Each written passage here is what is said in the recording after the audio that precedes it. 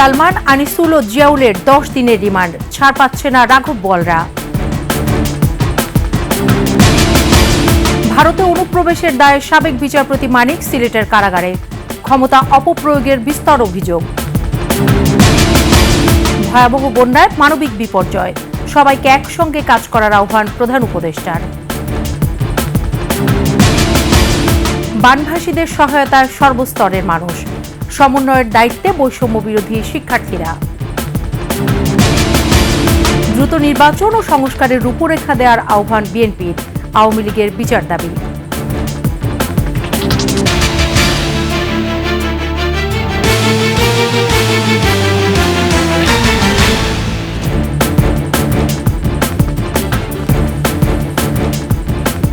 শুনছিলেন first security ইসলামী bank PLC সংবাদ শিরোনাম। আমন্ত্রণ রাতের 21 সংবাদে, সাথে আছি সোনিয়া স্নিগ্ধা। দর্শক, 21 টেলিভিশনের সংবাদ একই সাথে সরাসরি দেখতে পাবেন আমাদের ফেসবুক পেজ www.facebook.com/2124 অনলাইনে। এছাড়াও সাবস্ক্রাইব করতে পারেন www.youtube.com/21 চ্যানেলে। এছাড়াও সংবাদে আরও থাকছে: ডাবল সেঞ্চুরির আক্ষেপ মুশফিকের, 21 বছর পর পাকিস্তানের মাঠে বাংলাদেশি ব্যাটারের প্রথম শতক।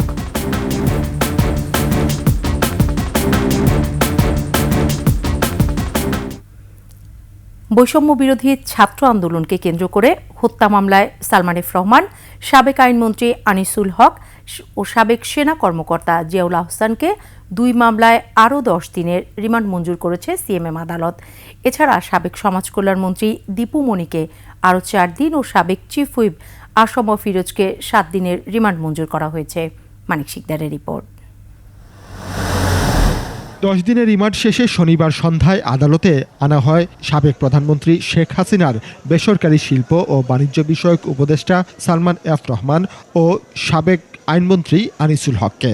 এছাড়া আদালতে হাজির করা হয় বৈষম্য বিরোধী ছাত্র আন্দোলনে হত্যা মামলার আসামি দীপু মনি, জিয়াউল আহসান ও আসম ফিরোজকে। ঢাকা মেট্রোপলিটন ম্যাজিস্ট্রেট মোহাম্মদ জসিমউদ্দিনের আদালতে হাজির হয়ে আসামিদের আরও 10 দিনের রিমান্ড আবেদন করে তদন্তকারী পুলিশ। রাষ্ট্রপক্ষ ও আসামিপক্ষের যুক্তিতর্ক শেষে আদালত রায় দেন। ভাটারা থানায় দায়ের হওয়া সোহাগ হত্যা মামলায় আসম ফিরোজের 7 দিনের রিমান্ড মঞ্জুর করে আদালত।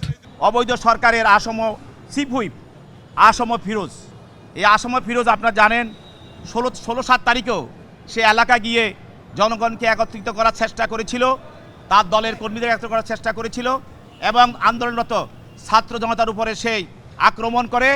তাদেরকে এই আক্রমণ করার ফলে এলাকার মানুষের রোষানলে পড়ে সে পালিয়ে ঢাকা চলে আসে। আসম ফিরোজের আইনজীবীরা জামিন চাইলেও তা নামঞ্জুর করে আদালত। আসামা ফিরোজ সাহেব গত 6 বছরে সরকারের গুরুত্বপূর্ণ কোনো দায়িত্বে ছিলেন না। সে শুধু সংসদ সদস্য ছিলেন এবং এই মামলার ঘটনার সময় সে এবারকার হাসপাতালে অসুস্থ ছিল। লালবাগে আইডিয়াল কলেজের খালিদ হাসান সাইফুল্লাহ হত্যা মামলায় সালমান এফ রহমান, সাবেক মন্ত্রী আনিসুল হক, সাবেক সেনা কর্মকর্তা জিয়াউল আহসানকে 5 দিনের রিমান্ড মঞ্জুর করে আদালত। বিজ্ঞ আদালতে তদন্তকারী কর্মকর্তা লালবাগ থানা মামলা নাম্বার 7824 এই মামলায় একটি দরখাস্ত দিয়ে রিমান্ড প্রার্থনা করেন এবং এই মামলার ঘটনায় বলেন যে গত 18-7 তারিখে আজিমপুর গোলচক্করে ছাত্র জনতার উপর পুলিশ গুলিবর্ষণ করে। এই গুলিবর্ষণে আইডিয়াল স্কুল অ্যান্ড কলেজের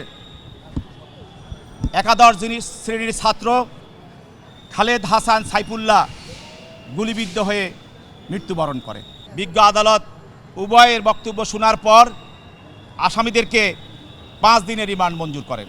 একই সাথে নিউ মার্কেটে দায়ের করা শিক্ষার্থী সবুজ হত্যা মামলায় আরও 5 দিনের রিমান্ড মঞ্জুর করে।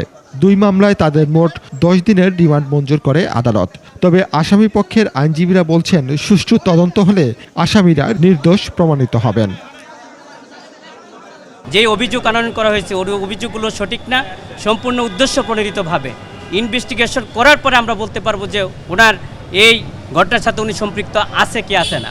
এদিকে মামলার শুনানি ঘিরে আদালত প্রাঙ্গণে নিরাপত্তা জোরদার করা হয়। মানিক শিকদার, ২১ টেলিভিশন, ঢাকা। ভারতে অবৈধ অনুপ্রবেশের দায়ে সাবেক বিচারপতি শামসুদ্দিন চৌধুরী মানিককে কারাগারে পাঠানো হয়েছে। এর আগে সিলেটের কানাইঘাট থানা পুলিশ তাকে গ্রেফতার দেখিয়ে জেলা জুডিশিয়াল ম্যাজিস্ট্রেট আদালতে হাজির করে। এদিকে আদালতে মানিককে লক্ষ্য করে ডিম নিক্ষেপ করে বিক্ষুব্ধ জনতা। সিলেট বিভাগীয় প্রতিনিধি ওয়েস খসরুর সহায়তায় ডেস্ক রিপোর্ট। শনিবার বিকেলে শামসুদ্দিন চৌধুরী মানিককে কানাইঘাট থানা পুলিশ ৫৪ ধারায় গ্রেফতার দেখিয়ে সিলেটের জুডিশিয়াল ম্যাজিস্ট্রেট আলমগীর হোসেনের আদালতে হাজির করে। এ সময় আদালত তাকে কারাগারে পাঠানোর নির্দেশ দেন। একই সঙ্গে তার বিরুদ্ধে দেশের বিভিন্ন স্থানে দায়ের করা মামলায় পরবর্তী কার্যক্রম পরিচালনার নির্দেশ দেন আদালত। ঢাকার লালবাগ, বাড্ডা এবং আদাবর থানায় তার বিরুদ্ধে হত্যা মামলা সহ একাধিক মামলা রয়েছে। এগুলা ইতিমধ্যে তারা সমস্ত জেলায় আমাদের এখান থেকে বার্তা যাবে যে উক্ত আসামি এই দ্বারা গ্রেপ্তার হয়েছে। এদিকে আদালতে তোলার সময় উপস্থিত জনতা মানিকের প্রতি ক্ষোভ প্রকাশ করেন এবং ডিম ছুঁড়ে মারেন। সে একটা সাইকো বিচারপতি ছিল, বাংলাদেশের আজকে নির্বাচন ব্যবস্থা নষ্ট করে গেছে। সে জিয়াউর রহমানের মতো মানুষকে রাজাকার বলেছে, ওই উপস্থাপক মহিলা, ভদ্র মহিলা, উনাকেও রাজাকার বলেছে। বিচারপতি শামসুদ্দিন মানিক উর্ফে কালা মানিক, এখানে জনগণ সর্বপ্রথম তাকে এখানে দাওয়া করে তাকে ধরেছে। বিচার বিভাগকে কলঙ্কিত করার মূল নায়ক এই শামসুদ্দিন মানিক। এর আগে শুক্রবার রাতে বিচারপতি মানিককে ভারতে পালানোর সময় আটক করে স্থানীয় জনতা। পরে তাকে স্থানীয় বিওপির বিজেপি সদস্যরা আটক করে পুলিশের হাতে তুলে দেন। আমার নাম বিচারপতি শামসুদ্দিন চৌধুরী মানিক। আমি ১৫,০০০ টাকা ওদের বলছিলাম, ওইটা আমি দিছি, কিন্তু পরে এই দুই ছেলে আমার মাইরা ধইরা ৬০-৭০ লাখ।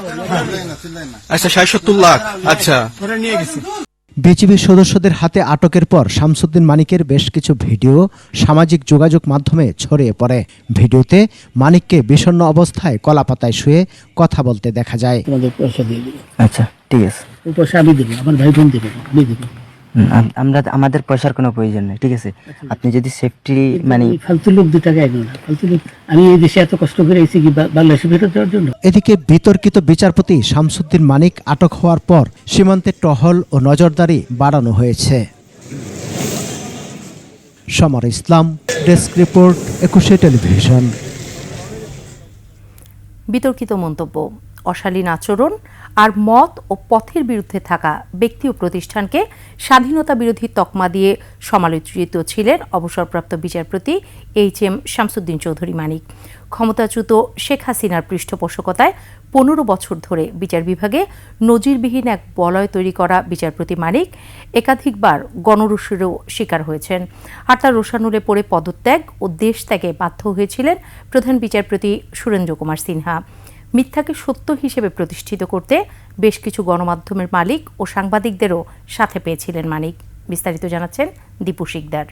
আমি ১৫,০০০ টাকা ওদের বলছিলাম, ওইটা আমি দিছি, কিন্তু পরে এই দুই ছেলে আমার মাইরা ধইরা ৬০-৭০ লাখ। অর্ধ কোটিরও বেশি টাকা ছিল বিচারপতি শামসুদ্দিন চৌধুরী মানিকের কাছে, তারপরও ধরা পড়ে যান, পালাতে পারেননি। আমার নাম বিচারপতি শামসুদ্দিন চৌধুরী মানিক। ক্ষমতাচ্যুত শেখ হাসিনার আমলে বিচার বিভাগ দাপিয়ে বেড়ানো বিচারপতি মানিক বিতর্কিত সব মন্তব্য করেই সবসময় সমালোচিত ছিলেন। টকশোতে উপস্থাপিকা দীপ্তি চৌধুরী এর শেষ উদাহরণ। আপনার কোনো অধিকার নেই আমাকে রাজাকারের সন্তান বলার। শহীদ রাষ্ট্রপতি জিয়াউর রহমানও বারবার আক্রান্ত হয়েছেন বিচারপতি মানিকের বাক্যবাণে। নিজের মত ও পথের না মিললেই সবাইকে তিনি স্বাধীনতা বিরোধী বলে আখ্যা দিতেন, বলতেন রাজাকার। জিয়াউর রহমান পাকিস্তানিদের ক্ষমতায় বসানোর জন্য পাগল হয়েছেন। পাকিস্তানি জেনারেলদের কথায় উনি সবকিছু করতেন। টকশো কিংবা সামাজিক অনুষ্ঠানে সবখানে মতের মিল না হলেই যাকে তাকে বেয়াদব, রাজাকার ও অভদ্র বলতেন মানিক চৌধুরী। আপনাদের নেতা খুনের মামলার আসামি, তার পিতা যেমন খুনের মামলার আসামি, সেও। পরিবর্তিত পরিস্থিতিতে বিচারপতি মানিক গণরোষের মুখে পড়েন। কারণে অকারণে ক্ষমাও চাইছিলেন বারবার, তারপরও নিরাপদ বোধ করছিলেন না। এই কারণেই শুক্রবার রাতে ভারতে পালানোর চেষ্টা করেন। সিলেটের কানাইঘাট উপজেলার দোনা সীমান্ত থেকে আটক করা হয় তাকে। হিসাবে বিচারপতি মানিক তার পৃষ্ঠপোষক শেখ হাসিনার আমলেও একাধিকবার গণরোষের শিকার হয়েছেন। 30-40 জন লোক এসে গাড়িটা জোর করে কাজ খুলে আমাকে বেশ মুখে নাকে দাঁতে মারলো, দাঁত থেকে কিছুটা রক্ত বেরিয়েছে। বাংলাদেশ স্বাধীন হওয়ার পর যে 22 জন বিচারক প্রধান বিচারপতির পদে অধিষ্ঠিত হয়েছেন তাদের মধ্যে বিচারপতি সুরেন্দ্র কুমার সিনহা অনেক দিক দিয়ে প্রথম। সিনহাই প্রথম বিচারপতি 2017 সালের নভেম্বরে যার দায়িত্বের অবসান হয়েছিল পদত্যাগের মধ্য দিয়ে। বাংলাদেশের ইতিহাসে তিনিই প্রথম সাবেক প্রধান বিচারপতি দুর্নীতির দায়ে যা সাজার রায় এসেছে আদালতে। বিচারপতি সিনহার এমন পরিণতির নেপথ্যেও ছিলেন বিচারপতি মানিক চৌধুরী। প্রধান বিচারপতি সিনহার চেয়ে 3 মাসের সিনিয়র ছিলেন তখনকার আপিল বিভাগের বিচারপতি মানিক। সিনহাকে নিয়োগ দেয়ায় বিচারপতি মানিক ক্ষুব্ধ হয়ে ওঠেন। চলতে থাকে ষড়যন্ত্র। প্রধান বিচারপতির পদ থেকে পদত্যাগ করে দেশ ত্যাগেও বাধ্য হন সিনহা। পরে দুর্নীতির মামলায় সাজাপ্রাপ্ত হন তিনি। আত্মজীবনীমূলক বই broken dream, rule of law, human rights and ডেমোক্রেসিতে এসবের বিস্তারিত লিখেছেন বিচারপতি সিনহা। বিচারপতি মানিকের পৃষ্ঠপোষক ছিলেন ক্ষমতাচ্যুত শেখ হাসিনা। ভারতে পালানো শেখ হাসিনার বিচার দাবি করেছেন সুরেন্দ্র কুমার সিনহা। শেখ হাসিনার বিরুদ্ধে এতগুলা হত্যার সিভিলিয়ান পপুলেশনকে সে ঠান্ডা মাথায় খুন করেছেন। ৭১ টেলিভিশনের ব্যবস্থাপনা পরিচালক মোজাম্মেল বাবু, সাংবাদিক দম্পতি শাকিল আহমেদ ও ফারজানা রূপা এবং স্বদেশ রায় সহ সাংবাদিকদের একটি গোষ্ঠীকে সাথে নিয়ে চলতেন বিচারপতি মানিক। সত্যকে মিথ্যা আর মিথ্যাকে সত্য বলে প্রতিষ্ঠায় একযোগে কাজ করতেন তারা। সুপ্রিম কোর্টের বিচারপতি থাকাকালে রাজধানীর গুলশানে সরকারি বাড়িতে ভাড়া থাকতেন বিচারপতি মানিক। তবে অবসরে যাওয়ার পরও 1 বছরের বেশি সময় তিনি ওই বাড়িটি দখলে রেখেছিলেন। গণপূর্ত মন্ত্রণালয় বাড়িটি ছাড়ার জন্য বারবার তাগাদা দেওয়ার পর 2017 সালের মে মাসে তিনি বাড়িটি ছাড়েন। তবে ভাড়া, গ্যাস ও পানির বিল বাবদ সরকারের পাওনা 14,19,200 টাকা তিনি এখনও পরিশোধ করেননি। বিতর্কিত বিচারপতি মানিকের আরও অনেক কর্মকাণ্ডই এখন বেরিয়ে আসছে। আর সেসবের জন্য কাঠগড়ায় দাঁড়াতে হবে তার, এমনটাই প্রত্যাশা সবার। দীপু শিকদার, 21 টেলিভিশন, ঢাকা। বিতর্কিত সাবেক বিচারপতি শামসুদ্দিন চৌধুরী মানিককে গ্রেফতারের পর সাধারণ জনগণ ও আইন অঙ্গনে চলছে নানা আলোচনা সমালোচনা। এর মধ্যে বিচারিক ক্ষমতার অপপ্রয়োগ, রাজনৈতিকভাবে প্রভাবিত হয়ে অনৈতিক আদেশ, আক্রমণাত্মক আচরণ সহ নানা বিষয়ে অভিযোগ তুলে ধরেন তারা। বিস্তারিত জানাচ্ছেন শাকের আরজু। গত 5ই আগস্ট আওয়ামী লীগ সরকারের পতনের পর থেকে খোঁজ পাওয়া যায়নি সুপ্রিম কোর্টের আপিল বিভাগের অবসরপ্রাপ্ত বিচারপতি AHM শামসুদ্দিন চৌধুরী মানিকের। গতকাল গ্রেফতারের পর আলোচিত, সমালোচিত, বিতর্কিত সাবেক এই বিচারপতিকে নিয়ে চলছে জনমনে নানা আলোচনা সমালোচনা। বিচারপতি হোক আর যাই হোক, সেটা আইনের বাইরে কিছু না। এ তো পালানোর লোকই, এ ধরনের মানে ক্যারেক্টারের লোকেরা পাড়ায়। ওনার যে নৈতিকতা এটাই নাই, কাজে উনি তো সাধারণ লোককে হেয়পূর্ণ করবেই। বিচারক থাকাকালীন বিভিন্ন সময় বিতর্কে জড়িয়েছেন। তিনি দিয়েছেন নানা আদেশ ও আক্রমণাত্মক মন্তব্য। উনি যে অন্যায়গুলো করেছেন, ওই অন্যায়গুলো ওনার রীতিমতো ওনার গলা চেপে ধরছিলেন বলেই আজকে উনি এই অবস্থায় আছেন। এটা সবার জন্য একটা এক্সাম্পল হয়ে থাকা উচিত। কতটা একটা বিচারকের করার আসলে এখতিয়ারও ছিল না। জুডিশিয়াল অ্যাক্টিভিজমটাকে উনি মিসইউজ করেছেন এই পুরো আইডিয়াটাকে। সাধারণ নাগরিকের মতোই এখন ওনার ট্রিটমেন্ট হবে। কিন্তু এই যে কথাটা বলছি সাধারণ নাগরিক বলতে গেলে তো প্রত্যেক নাগরিকেরই সমান অধিকার। ওনার অধিকারটা এখানে নিশ্চিত করাটাও জরুরি। তবে কয়েকটি বিষয়ে বিচারক হিসেবে ভালো ভূমিকা রাখলেও রাজনৈতিক চিন্তা তাকে প্রভাবিত করেছে এবং তিনি তা অপব্যবহার করেছেন বলে অভিযোগ তোলেন আইনজীবীরা। অনেককেই উনি রাজনৈতিক প্রতিহিংসার কারণেই বিরোধী পক্ষ কেউ না কেউকে হয়তো দেখা গেল কি আদালতে কোনো না কোনো অছিলায় ডেকে পাঠিয়ে ঘন্টার পর ঘন্টা দাঁড় করিয়ে রেখেছেন। আমরা বর্তমান যিনি আইন উপদেষ্টা তাকেও দেখেছি যে কথার জন্য কন্টেম্প করে কোর্টে এনে দাঁড় করিয়ে রেখেছেন। এটা থেকে আমাদের একটা শিক্ষা নেওয়া উচিত যে যখন মানুষ অন্যায় করে একটা পদে থেকে এবং অন্যায়ের মাত্রা যখন বেড়ে যায়, তখন তার যে জবাবদিহিতা দিতে হয় সেটা কিন্তু তাকে দিতে হয়, এটা সে ভুলে যায়। সাবেক বিচারপতি শামসুদ্দিন চৌধুরী 2015 সালের সেপ্টেম্বরে অবসরে যান। শাকেরা আরজু, 21 টেলিভিশন, ঢাকা। উজানের ঢল ও বৃষ্টিপাত কমে যাওয়ায় বন্যা পরিস্থিতির কিছুটা উন্নতি হয়েছে। উত্তর পূর্বাঞ্চলে ভারী বৃষ্টির সম্ভাবনা নেই বলে জানিয়েছে বন্যা পূর্বাভাস ও সতর্কীকরণ কেন্দ্র। এদিকে মৌলভীবাজার, হবিগঞ্জ, ফেনী, কুমিল্লা ও চট্টগ্রামে বন্যা পরিস্থিতির উন্নতি হলেও স্থিতিশীল রয়েছে উত্তরাঞ্চলে তিস্তা, ধরলা ও দুধকুমার নদীর পানি। এরই মধ্যে দুর্গত এলাকা পরিদর্শন করেছেন অন্তর্বর্তী সরকারের কয়েকজন উপদেষ্টা। আর উদ্ধার ও ত্রাণ সহায়তা নিয়ে মাঠে আইনশৃঙ্খলা বাহিনী সহ বিভিন্ন সংগঠন। এদিকে দুর্যোগ মন্ত্রণালয় জানিয়েছে এ পর্যন্ত বন্যায় 18 জনের মৃত্যু হয়েছে। প্রতিনিধিদের তথ্য ছবিতে ডেস্ক রিপোর্ট। উজানের ঢল ও বৃষ্টিপাত না হওয়ায় বন্যা পরিস্থিতির উন্নতি হতে শুরু করেছে। তবে বাড়িঘর, রাস্তাঘাট এখনও ডুবে থাকায় দুর্ভোগে বানভাসীরা। 24 ঘন্টা বৃষ্টিপাত না হয় চট্টগ্রামে পরিস্থিতির কিছুটা উন্নতি হতে শুরু করেছে। বাড়িঘরে ফিরতে শুরু করেছে আশ্রয় কেন্দ্রে থাকা মানুষ। তবে বিভিন্ন উপজেলায় ফুটে উঠেছে ব্যাপক ক্ষয়ক্ষতির চিহ্ন। 15 উপজেলার মধ্যে সবচেয়ে বেশি ক্ষতিগ্রস্ত হয়েছে সাতকানিয়া, বাঁশখালী ও চন্দনাইশ। এছাড়া পটিয়া, আনোয়ারা, রাউজান, রাঙ্গুনিয়া, সীতাকুণ্ডু, মিরসরাই, হাটহাজারী ও ফটিকছড়ির বিভিন্ন এলাকায় ব্যাপক ক্ষয়ক্ষতি হয়েছে। এদিকে কুমিল্লার গোমতী নদীর পানি 80 সেন্টিমিটার কমলেও এখনও বিপদসীমার উপরে রয়েছে। পানিবন্দী 7 লক্ষাধিক মানুষ। উদ্ধারকর্মীরা শুকনো খাবার সহ অন্যান্য সামগ্রী নিয়ে ঘটনাস্থলে যাচ্ছেন। কুমিল্লায় 724টি আশ্রয়কেন্দ্র খোলা হয়েছে, সেখানে প্রায় 50,000 মানুষ অবস্থান করছেন। আপাতত প্রাথমিকভাবে শুকনা খাবার নিয়ে আসছি। ওষুধ আছে, খাবার আইটেমের মধ্যে শুকনো সব ধরনের খাবার আছে। লক্ষ্মীপুরে নদ নদীর পানি কমলেও এখনও কয়েক লাখ মানুষ পানিবন্দী। দুঃখ দুর্দশায় দিন কাটছে আশ্রয়কেন্দ্রের মানুষের। পর্যাপ্ত পরিমাণ ত্রাণ না পাওয়ার অভিযোগ রয়েছে। দেখা দিয়েছে বিশুদ্ধ পানি ও গোখাদ্যের সংকট। দুর্যোগ পরবর্তী পরিস্থিতি মোকাবেলায় প্রস্তুত থাকতে বলেছেন স্থানীয় সরকার, পল্লী উন্নয়ন ও সমবায় উপদেষ্টা। শুধু অতিবৃষ্টি না, অতিবৃষ্টি সারা বছরই হয় বাংলাদেশে।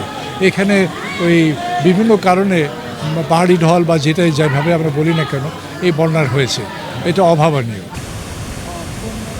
মৌলভীবাজারের বন্যা পরিস্থিতির কিছুটা উন্নতি হয়েছে। তবে মনু, জুরি ও কুশিয়ারার পানি এখনও বিপদসীমার উপরে। বাড়িঘর ও রাস্তাঘাটে পানি ওঠার পাশাপাশি জেলার কমলগঞ্জ, কুলাউড়া, জুরি ও বড়লেখা উপজেলায় ভেসে গেছে পুকুরের মাছ, নষ্ট হয়েছে পাকা আউশ ও রোপা আমন ধানের ক্ষেত। এদিকে 46 বিজিবি শ্রীমঙ্গল ব্যাটালিয়নের পক্ষ থেকে গ্রামে গ্রামে গিয়ে অসুস্থ মানুষদের চিকিৎসা সেবা ও ওষুধ দেয়া হচ্ছে। একই সাথে টানা তৃতীয় দিনের মতো 5 শতাধিক মানুষকে খাদ্য সহায়তা দিচ্ছে বিভিন্ন রাজনৈতিক ও সামাজিক সংগঠন। যারা স্বাবলম্বী আছেন তাদেরকে আমরা এগিয়ে আসার জন্য আমরা জামাত ইসলামের পক্ষ থেকে আহ্বান জানাচ্ছি। বাংলাদেশ সেনাবাহিনীর 17 পদাতিক ডিভিশনের জিওসি ও সিলেট এরিয়া কমান্ডারের তত্ত্বাবধানে মৌলভীবাজারের দুর্গত এলাকা থেকে প্রায় 9,000 মানুষকে উদ্ধার করা হয়েছে। ব্রাহ্মণবাড়িয়ার আখাউড়ার বন্যা পরিস্থিতির কিছুটা উন্নতি হয়েছে।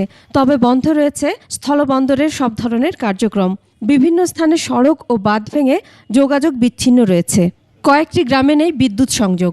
এদিকে বন্যা কবলিত এলাকায় দুর্ঘটনা এড়াতে বিদ্যুৎ লাইন বন্ধ রাখা হয়েছে বলে জানিয়েছেন জ্বালানি উপদেষ্টা মোহাম্মদ ফাউজুল কবির। মানিকগঞ্জের পাটুরিয়া ঘাটের অদূরে একটি সোলার বিদ্যুৎ উৎপাদন কেন্দ্রে পরিদর্শন শেষে তিনি একথা বলেন। পানি নেমে যাওয়ার সাথে সাথে দ্রুত লাইন চালু করা হবে বলেও জানান তিনি। বন্যার পানি যখন নেমে যাবে, আমরা দ্রুততম সময়ে এই বিদ্যুৎ সংযোগগুলো পুনরায় করার চেষ্টা করব। Masum আলিসা, desk report, 21 television. বন্যা দুর্গতদের সহায়তায় তরুণদের উদ্যোগে সারা দেশের মানুষকে একসাথে কাজ করার আহ্বান জানিয়েছেন প্রধান উপদেষ্টা ডক্টর মোহাম্মদ ইউনূস। এনজিও কর্মকর্তাদের সাথে বৈঠকে তিনি বলেন, সরকারি ও বেসরকারি সংস্থাগুলো সমন্বিতভাবে কাজ করতে পারে, সে লক্ষ্যে কাজ করছে সরকার। পানি সরে যাবার পর বন্যার্তদের স্বাস্থ্য ও খাদ্য ঝুঁকি মোকাবেলায় কিভাবে কাজ করা যায় তাও আলোচনা হয় সভায়। রিপোর্ট প্রণব চক্রবর্তীর। বানভাসী মানুষের সহায়তায় একাট্টা দেশের তরুণ যুবা তথা সারা দেশের মানুষ। দেশের এই দুঃসময়কে মোকাবেলা করছেন সবাই মিলে। বন্যার্তদের জন্য কাজ করছেন ছোট বড় এমন 44 এনজিওর সাথে বাসভবন যমুনায় বৈঠকে বসেন প্রধান উপদেষ্টা ডক্টর মোহাম্মদ ইউনূস। দীর্ঘ 2 ঘন্টার বৈঠকে আলোচনা হয় দেশের বন্যা মোকাবিলা এবং পরবর্তী পদক্ষেপ কী হবে সে বিষয়ে। পরে প্রেস সচিব শফিকুল আলম সাংবাদিকদের জানান, বন্যার্তদের সহায়তায় সব শ্রেণীর মানুষকে একসাথে কাজ করার আহ্বান জানিয়েছেন প্রধান উপদেষ্টা।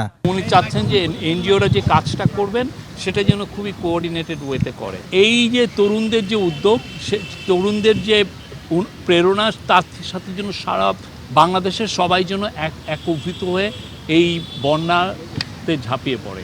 বিদেশি তহবিল সংগ্রহ এবং তার সর্বোচ্চ ব্যবহার নিশ্চিত করতে কাজ করার নির্দেশ দেয়া হয় বলে জানান ব্র্যাকের নির্বাহী পরিচালক আসিফ সালে। সরকার এবং বেসরকারি সেক্টর একসাথে কাজ করার যে উদ্যোগ, এটাতে আমরা খুবই স্বাগত জানাই এবং আমার মনে হয় যে এই ধরনের দুর্যোগে আমরা যদি সবাই একসাথে ঝাঁপিয়ে পড়তে পারি এবং তার কিছু কর্মপন্থা আমরা আজকে আলাপ করলাম। প্রবাসীদের মাধ্যমেও যদি কিছু ফান্ড রেজ করা যায় এবং প্রবাসীরা খুব দিতে আগ্রহী এবং সেই জায়গাতেও একটা চ্যানেল করার একটা সুযোগ আছে, তবে ডেফিনেটলি ইন্টারন্যাশনাল ফান্ড মোবিলাইজেশন আমাদের করতে হবে। বন্যা দুর্গত এলাকার বিদ্যুৎ ও নেটওয়ার্ক ব্যবস্থাকে দ্রুত সচল করার কাজ চলছে বলেও জানানো হয়। এখনও টেলিকমিউনিকেশনের অনেক কাজ হচ্ছে, উনি নিজে পার্সোনালি বলেছেন এবং সেনাবাহিনী থেকেও এটা নিয়ে ব্যাপক কাজ হচ্ছে। প্রণব চক্রবর্তী, 21 টেলিভিশন, ঢাকা। বন্যা কবলিত মানুষের সহায়তায় যার যা কিছু আছে তাই নিয়ে হাত বাড়িয়ে দিয়েছেন সর্বস্তরের মানুষ। দুর্যোগে কাঁধে কাঁধ মিলিয়ে পরস্পরের পাশে দাঁড়িয়ে ধর্ম বর্ণের ঊর্ধ্বে থেকে সহযোগিতায় হয়ে উঠেছে নতুন বাংলাদেশের ব্রত। বৈষম্য বিরোধী শিক্ষার্থীরা কাঁধে নিয়েছেন সমন্বয়ের দায়িত্ব। রিপোর্ট আরও জানাচ্ছেন আকবর হোসেন সুমন। উত্তরা থেকে কাঁধে পিঠে বয়ে নিয়ে এসেছেন কাপড়, মেয়েদের প্রয়োজনীয় সামগ্রী আর ওষুধের মতো জরুরি নানান অনুষঙ্গ। এই পরিবারটি সামর্থ্য অনুযায়ী সহযোগিতা পৌঁছে দিতে চান দেশের বন্যা দুর্গত এলাকার মানুষের কাছে। একসাথে সবাই যে যতটুকু পেরেছে সহযোগিতা করেছে এবং আমি এক রাতের মধ্যে সবার সবকিছু কালেক্ট করে নিয়ে আমরা এই আইটেমগুলো নেওয়ার চেষ্টা করেছি। মনের টানেই তো উত্তরা থেকে এখানে আসছি, যেন আমিও কিছু কন্ট্রিবিউট করতে পারি। পুরো ফেনী যেহেতু ডুবে গেছে, এই দুর্গত মানুষের কাছে ত্রাণটা পৌঁছে দেয়। ঢাকা বিশ্ববিদ্যালয়ের টিএসসি চত্বর কোনো উৎসব নয়, মানুষের পদভারে জাগ্রত হয়েছে মানুষের প্রয়োজনেই। কেউ ঘরের মাটির ভাঁড়ে জমানো টাকা, কেউ আলমারিতে অলস পড়ে থাকা কাপড়, আবার কোনো পরিবারের মাথাপিছু হিসেব করে সাধ্যমতো সহায়তা, সবই বয়ে এনেছে ফেনী, নোয়াখালী, সিলেটের পানিবন্দী মানুষের জন্য। আমাদের মূলত এখন 4টা জিনিসের সব থেকে বেশি প্রয়োজন।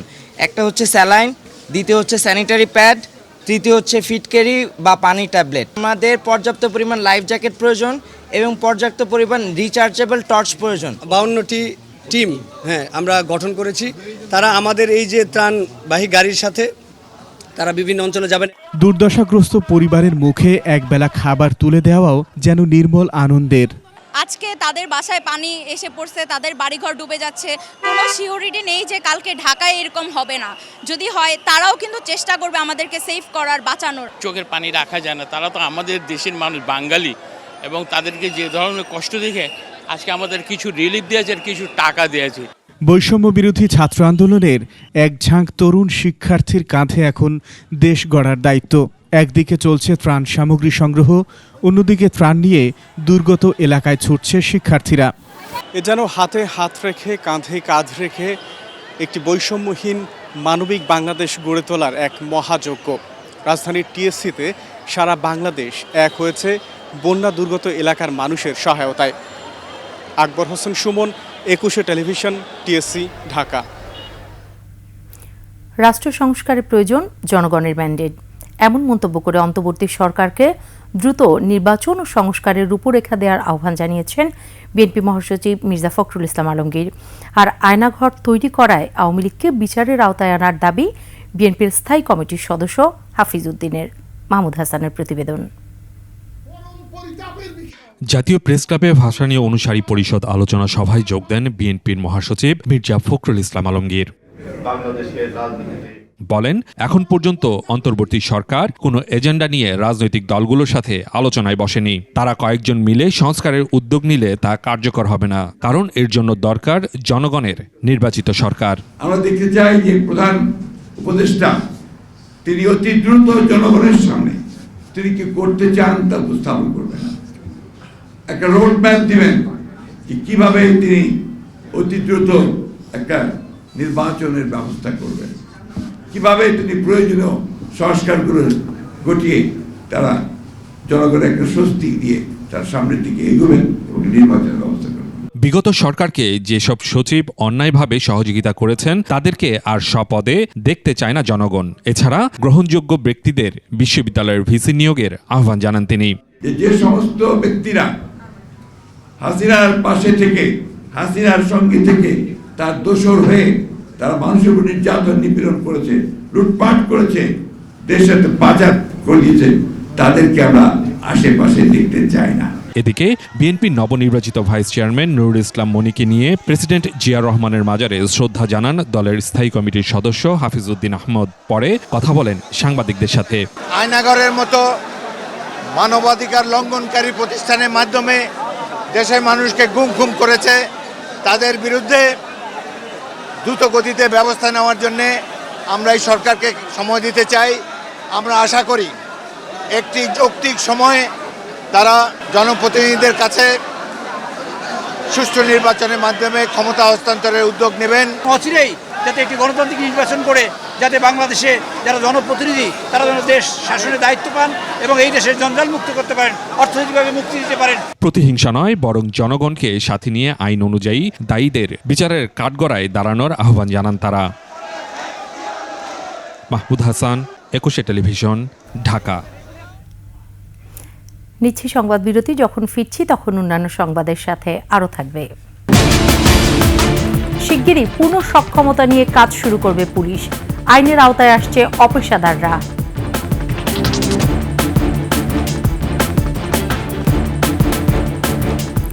আবারও আমন্ত্রণ রাতের 21 সংবাদে। বাংলাদেশের বন্যা সমস্যা ষড়যন্ত্র কিনা তদন্ত করে দেখা হবে বলে জানিয়েছেন অন্তর্বর্তী সরকারের যুব ও ক্রীড়া এবং শ্রম ও কর্মসংস্থান উপদেষ্টা আসিফ মাহমুদ সজীব ভুঁইয়া। নোয়াখালীতে বন্যা পরিস্থিতি নিয়ে আলোচনায় উপদেষ্টা বলেন, ফ্যাসিস্ট সরকার গত 16 বছরে বাংলাদেশকে কুড়ে কুড়ে নষ্ট করেছে। জাতীয় ঐক্যের বাংলাদেশ চান জানিয়ে আসিফ মাহমুদ সজীব ভুঁইয়া বলেন, ব্যক্তিকে দোষ দিয়ে লাভ নেই, সকল সিস্টেম পুনর্গঠন করতে হবে। ছাত্ররা এজন্য লড়াই করেছে বলেও মন্তব্য করেন যুব ও ক্রীড়া উপদেষ্টা। আমরা এমন একটা রাষ্ট্রের দায়িত্ব নিয়েছি যার প্রতিটি অঙ্গকে নষ্ট করে দেওয়া হয়েছে এবং অকার্যকর করে রাখা হয়েছে। তো এই অবস্থা থেকে উত্তরণে আমাদের তো আপনাদের সময় এবং সহযোগিতা দিতে হবে, যেটা আপনারা করছেন। এই বন্যা পরিস্থিতিতে আবারও প্রমাণিত হয়েছে যে বাংলাদেশ এক জায়গায় আছে। বাংলাদেশের সকল পক্ষ একসাথে হয়ে ঐক্যবদ্ধভাবে যে কোনো দুর্যোগ, যে কোনো দুরবস্থা মোকাবেলায় আমরা প্রস্তুত আছি। আস্থার সংকট কাটিয়ে শিগগিরই পূর্ণ সক্ষমতা নিয়ে পুলিশ কাজ শুরু করবে বলে জানিয়েছেন Dhaka metropolitan police commissioner Mohammad Mainul Hasan. জানান, ছাত্র আন্দোলনের বিরুদ্ধে যারা অর্থ ও পরামর্শ দিয়ে উৎসাহিত করেছেন তাদের গ্রেফতার করে জিজ্ঞাসাবাদ করা হচ্ছে। আইনের আওতায় আনা হবে আন্দোলনে অস্ত্র ব্যবহারকারীদেরও। বিস্তারিত শিউলি স্বপ্নমের প্রতিবেদনে। ঢাকা মেট্রোপলিটন পুলিশের কমিশনার হিসেবে দায়িত্ব নেওয়ার পর প্রথমবারের মতো আইনশৃঙ্খলা পরিস্থিতি সহ সার্বিক বিষয় নিয়ে আনুষ্ঠানিক সংবাদ সম্মেলনে আসেন ডিএমপি কমিশনার। পুলিশ সদস্যগণ ভয় না পেয়ে জানান, ডিএমপির 50 থানার মধ্যে আন্দোলনে 22টি থানা সম্পূর্ণভাবে ধ্বংস হয়, লুট হয় 1198টি অস্ত্র এবং প্রচুর গোলাবারুদ। 14 পুলিশ নিহত এবং 427 জন আহত হয়। বিগত সময়ের উচ্চাভিলাষী ও অপেশাদার কিছু পুলিশ কর্মকর্তা সমগ্র পুলিশ বাহিনীকে জনগণের মুখোমুখি দাঁড় করিয়ে দেয়। অনেক স্থানে আমাদের অবকাঠামো ধ্বংস হয়েছে, ট্রাফিকের প্রায় সকল অফিস ও বক্স ভাঙচুর হয়েছে। এ ধরনের ভয়াবহ বিপর্যয়ের সম্মুখীন পুলিশ বাহিনী ইতিপূর্বে কখনো হয়নি। ডিএমপি কমিশনার জানান, যেসব অপেশাদার ও উচ্চাভিলাষী পুলিশ সদস্যের কারণে আন্দোলনে হত্যাকাণ্ড ঘটেছে তাদের আইনের আওতায় আনা হবে। পরিচ্ছন্ন পুলিশিং দেখতে পাবেন, পরিচ্ছন্ন দেখতে পাবেন, নিউ ফেস দেখতে পাবেন। আর যাদের আস্থার সংকট বলছেন এনারা থাকবেন না। রাষ্ট্রীয় যেসব গুরুত্বপূর্ণ ব্যক্তি ছাত্র আন্দোলনের বিরুদ্ধে অর্থ ও উস্কানি দিয়ে সহায়তা করেছে তাদের গ্রেপ্তার করে জিজ্ঞাসাবাদ করা হচ্ছে। লাইসেন্সকৃত অস্ত্র ব্যবহার হয়েছে এগুলোতে, আবার ইলিগাল ফায়ারআর্মসের ব্যবহার হয়েছে। তো কাজেই চ্যালেঞ্জ আমাদের সামনে, অনেক চ্যালেঞ্জ যে এগুলোকে কীভাবে আমরা এই যে নিউট্রালাইজ করব। শৃঙ্খলা ফিরিয়ে আনতে পুরো বাহিনীকে ঢেলে সাজানো হবে বলেও জানান ডিএমপি কমিশনার। আমরা বিশেষত যে ট্রাফিক পুলিশে অনেকেই আপনার এখনও যে পাবলিক বুলিংয়ের শিকার হয়েছে অনেকেই। শিউলি শবনম, একুশে টেলিভিশন, ঢাকা। মেধার অবমাননার ফলে আওয়ামী লীগের পতন হয়েছে বলে মন্তব্য করেছেন বিভিন্ন শ্রেণী পেশার প্রতিনিধিরা। ভবিষ্যতে 5ই আগস্টের মতো ঘটনা যাতে আর না ঘটে সেজন্য যোগ্য লোককে যোগ্য স্থানে বসানোর তাগিদ দেন। ছাত্র জনতার বিপ্লবকে স্থায়ী করতে সংবিধান সহ সামগ্রিক সংস্কারের কথা বলেন তারা। তৌহিদুর রহমানের রিপোর্ট। জাতীয় প্রেস ক্লাব মিলনায়তনে নতুন বাংলাদেশ বিনির্মাণে মেধার সন্ধানের শীর্ষক গোল টেবিল আলোচনা। আমাদের এই দেশে ব্রেনের অভাব নাই। অঙ্কুর মেধা বাংলাদেশ আয়োজিত আলোচনায় বক্তারা বলেন, বিগত সরকারের সময় মেধাবীদেরকে কর্মস্থলে ওএসডি করে রাখা হয়েছিল, শিক্ষা প্রতিষ্ঠানেও উপেক্ষিত ছিল মেধাবীরা। ওই পিএসসিতে শুধুমাত্র তাদেরই অধিকার ছিল, মেধাবীদের চিন্তাও ছিল না, চেষ্টাও ছিল। নিয়োগ বন্ধ করে ইন্টেলিজেন্স দিয়ে যাচাই বাছাই করে নিয়োগ পাওয়ার পরও বাদ দিছে। এই জুলাই বিপ্লবের পরেও আমরা এই কথাটা উল্লেখ করতে পারি, যোগ্য লোককে যোগ্য স্থানে নিযুক্ত করা। মেধার ভিত্তিতে সমাজ গঠন, সর্বোপরি রাষ্ট্র পরিচালনায় ব্যাপক সংস্কারের প্রয়োজন বলছেন বক্তারা। এই সংবিধান পরিবর্তন করতে হবে। সংবিধান পরিবর্তন করলে হয়তো এই সংবিধানেই 80% থাকবে, 20% সংযোজন হবে। সংস্কার না করে কিন্তু এখান থেকে যাওয়া যাবে না, করা উচিত হবে না, তাহলে যে লাউ সেই কদুই হবে। আমরা 2007-8 সালেও অনেকগুলো জিনিস করেছিলাম, করতে চেয়েছিলাম, কিন্তু কিছুই কিন্তু করতে পারিনি, শেষ পর্যন্ত থাকে না। ডক্টর ইউনূস নিজ থেকে আসেন নাই, তাকে এরা ডেকে এনেছে, তাকে যদি একটু সাহায্য আমরা না করি তাহলে কেমন করে চলবে। আওয়ামী লীগ সরকারের সময় অনেক মেধাবী কর্মকর্তাকেও বিতর্কিত আয়নাঘরে রাখা হয়েছিল মন্তব্য করে সংশ্লিষ্টদের শাস্তি দাবি জানান অবসরপ্রাপ্ত সেনা কর্মকর্তারা। আয়নাঘরে সকল আর্কিটেক্ট বিচার চাই। আয়নাঘর শুরু হয়েছে 2009 থেকে। তৌহিদুর রহমান, একুশে টেলিভিশন, ঢাকা। বড়মুকাম নওগাঁয় ধান চালের দাম স্থিতিশীল থাকলেও রংপুর সহ উত্তরের জেলাগুলোতে নিত্য প্রয়োজনীয় সব ধরনের পণ্যের বাজার ঊর্ধ্বমুখী। হিলিতে পেঁয়াজ এবং রাজবাড়ীতে অস্বাভাবিকভাবে বেড়েছে কাঁচামরিচের দাম। বাজারের এই ঊর্ধ্বমুখী প্রবণতায় হিমশিম অবস্থা নিম্ন আয়ের মানুষের। প্রতিনিধিদের তথ্যচিত্রে ডেস্ক রিপোর্ট। গত এক সপ্তাহ ধরে দেশের বড়মুকাম নওগাঁয় চালের দাম স্থিতিশীল। প্রকার ভেদে প্রতি কেজি চাল 55 থেকে 70 টাকায় বিক্রি হচ্ছে। খুচরা বাজারে বেচা বিক্রি তেমন নেই। জিরাশাইল 60 থেকে 65, 28 বা স্বর্ণা জাতের মোটা চাল 55 থেকে 56 টাকায় বিক্রি হচ্ছে।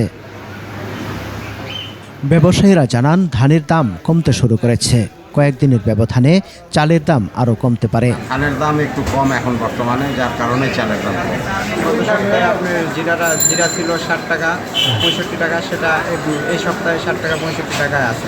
দেখেন, বর্তমানে আমাদের খুচরা বাজারে বেচাকেনা একেবারে সংকটের। রংপুর সহ উত্তরাঞ্চলে আবারও চাল, সবজি সহ নিত্য প্রয়োজনীয় প্রায় সব পণ্যের দাম বৃদ্ধি পেয়েছে। অস্বাভাবিক বেড়েছে কাঁচামরিচ, আদা, রসুন ও পেঁয়াজের দাম। এজন্য খারাপ আবহাওয়া ও বন্যাকে দুষছেন ব্যবসায়ীরা। ধানের দাম বাড়ার কারণে চালের বাজারটা বেড়ে গেছে, আর তাছাড়া এদিকে আবার ক্যারিং খরচও একটু বেশি, আবহাওয়া খারাপ। যে কোনো জিনিসের দাম বাড়লে মনে কমতে সময় লাগবে, আমদানি হলে জিনিসের দাম কমে যাবে স্বাভাবিক। দেশি মরিচ বিক্রি হচ্ছে 1600-1700 টাকা ধারা, এখন আজকে বিক্রি হচ্ছে 1000 টাকা ধারা। সবজি কিনতেছি কেজিতে 5 টাকা লাভে বেচতেছি। নিত্য প্রয়োজনীয় জিনিসপত্রের দাম বাড়ায় বিপাকে নিম্ন আয়ের মানুষ। প্রশাসনের নজরদারি চান তারা। এভাবে দিন বাই দিন যদি আপনার দ্রব্যমূল্যের দাম বাড়ে, তাহলে আমাদের সাধারণ মানুষের জীবন খুব দুর্বিষহ হয়ে পড়তেছে।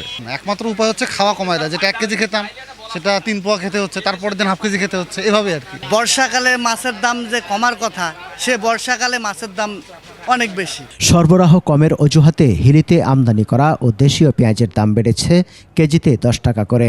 আবারও পেঁয়াজের দাম বাড়ায় বিপাকে ব্যবসায়ী ও ক্রেতারা।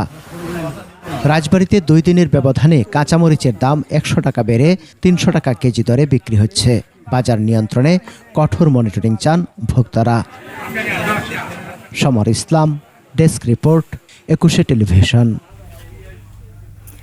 নিচ্ছে সংবাদ বিরতি। যখন ফিরছি তখন অন্যান্য সংবাদের সাথে আরও থাকছে। হত্যা মামলায় অভিযুক্ত সাকিবকে দেশে ফেরাতে লিগ্যাল নোটিশ।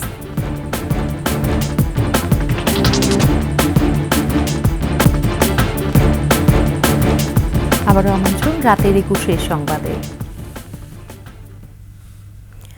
ভারতে পালিয়ে মেঘালয়ের শিলং পাহাড়ে ওঠার সময় হৃদরোগে আক্রান্ত হয়ে মারা গেছেন ছাত্রলীগের সাবেক সাধারণ সম্পাদক ইসাক আলী খান পান্না।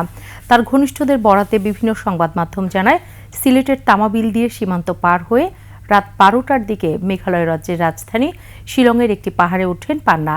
পরে পাহাড় পার হয়ে ওপারে যাওয়ার সময় হৃদরোগে আক্রান্ত হন তিনি এবং এতেই তার মৃত্যু ঘটে। তবে কেউ কেউ বলছেন পাহাড়ে ওঠার সময় পা পিছলে পড়ে মৃত্যু হয়েছে তার। বর্তমানে ভারতের একটি থানায় ইসাক আলী পান্নার মরদেহ রাখা হয়েছে বলে জানা গেছে। 5 আগস্ট শেখ হাসিনার পদত্যাগ ও দেশ ত্যাগের পর থেকে আত্মগোপনে ছিলেন এই পিরোজপুরের জেলা আওয়ামী লীগের নেতা। ফুটবল এখন আমাদের দেশের এমন এক খেলা যা শুনলেই মানুষ অতীতের কথা বলে, অর্থাৎ এটি একটি গল্প। যেমন এক সময় এই দেশে দারুণ জনপ্রিয় ছিল এই খেলা, ছিলেন অনেক তারকা ফুটবলার।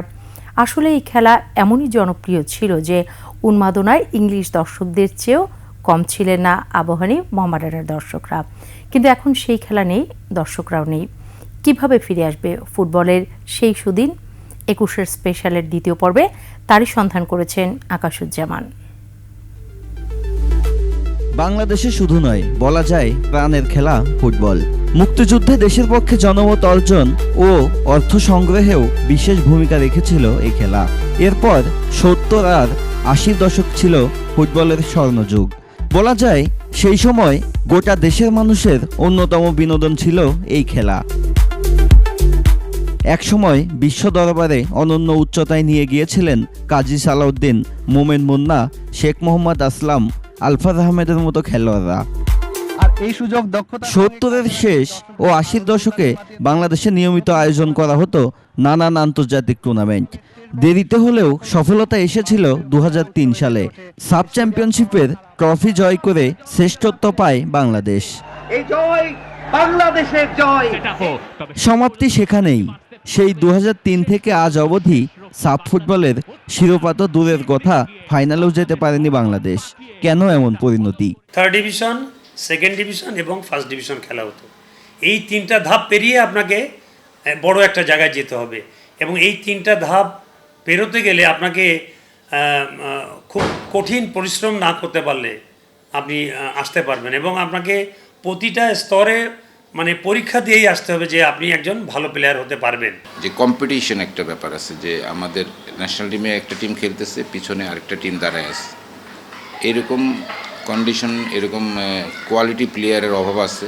তবে সাবেক এই 2 তারকা মনে করেন এখনো চেষ্টা করলে সুদিন ফেরানো সম্ভব, আর সেজন্য চাই সঠিক উদ্যোগ ও সুদূর প্রসারী পরিকল্পনা। তারা বাংলাদেশে এক নাগাড়ে ওখানে লিগটা চালু করতো এবং একই সময়ে লিগ চালু করে দেন, দেখেন অটোমেটিক প্লেয়ার কত প্লেয়ার আসবে কোনো হিসাব কুলাতে পারবেন না।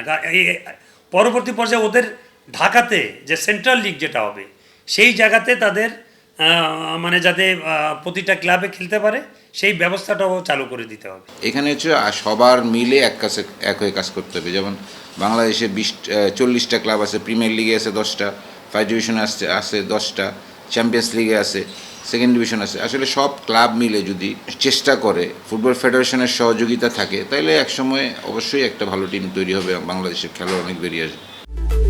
অতীতের খেলোয়াড়রা উঠে এসেছিল ব্যক্তিগত উদ্যোগে, তবে দিন বদলেছে। দেশ জুড়ে গড়ে উঠেছে বহু একাডেমি। খেলার ধরনে বৈচিত্র্য আনা এবং পাইপলাইন সমৃদ্ধ করতে প্রয়োজন কঠোর অনুশীলন, এমনটাই মনে করেন সাবেক তারকারা। আকাশুজ্জামান, 21 টেলিভিশন। শেষ করছি রাতের 21-এর সংবাদ। যাবার আগে ফার্স্ট সিকিউরিটি ইসলামী ব্যাংক পিএলসি সংবাদ শিরোনামগুলো আর একবার। সালমান, আনিসুল ও জিয়াউলের 10 দিনের রিমান্ড, ছাড় পাচ্ছে না রাঘব বোয়ালরা। ভারতে অনুপ্রবেশের দায়ে সাবেক বিচারপতি মানিক সিলেটের কারাগারে, ক্ষমতা অপপ্রয়োগের বিস্তর অভিযোগ। ভয়াবহ বন্যায় মানবিক বিপর্যয়, সবাইকে একসঙ্গে কাজ করার আহ্বান প্রধান উপদেষ্টার। বানভাসীদের সহায়তায় সর্বস্তরের মানুষ, সমন্বয়ের দায়িত্বে বৈষম্য বিরোধী শিক্ষার্থীরা। দ্রুত নির্বাচন ও সংস্কারের রূপরেখা দেওয়ার আহ্বান বিএনপির, আওয়ামী লীগের বিচার দাবি।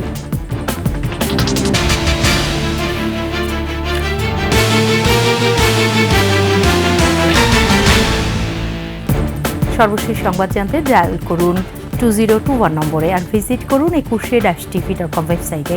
এছাড়া ফেসবুকে ভিজিট করতে পারেন www.facebook.com/ekushe24 অনলাইনে। এছাড়াও সাবস্ক্রাইব করতে পারেন www.youtube.com/ekushe-tv চ্যানেলে। এতক্ষণ সাথে থাকার জন্য ধন্যবাদ। পরবর্তী সংবাদ রাত 12টা 55 মিনিটে দেখার আমন্ত্রণ রইল। একুশের সাথেই থাকুন।